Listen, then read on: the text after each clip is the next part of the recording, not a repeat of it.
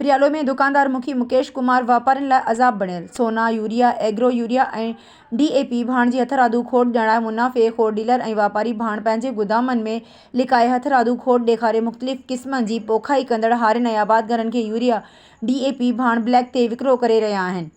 DC Khairpur समेत AC कैंगरी पिणु ख़ामोश तमाशाई बणियल। प्रियालो समेत पीर जो ॻोठ अहमदपुर में मुख़्तलिफ़ क़िस्मनि जे भाण जा सरकारी रेट खे नज़रअंदाज़ करे ब्लैक मार्केटिंग कंदे भाण जा हथरादू रेट क़ाइमु करे छॾिया, जंहिंमें यूरिया एग्रो 4000 खां 4200, DAP भाण 13000 खां 13500 ऐं एग्रो NP प्लस 7000 में फ़रोख़्त करणु लॻा, जॾहिं त सरकारी रेट यूरिया एग्रो 3200, DAP 12000 ऐं NP प्लस 5800 रुपया आहे।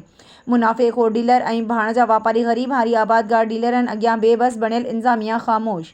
हर तरफ़ हारियुनि सां ज़ुल्म सरेआम जारी आहे। हारियुनि जी भलाई लाइ कमु कंदड़ फलाही इदारा ऐं सोशल तंज़ीमूं पिणु ख़ामोश आहिनि।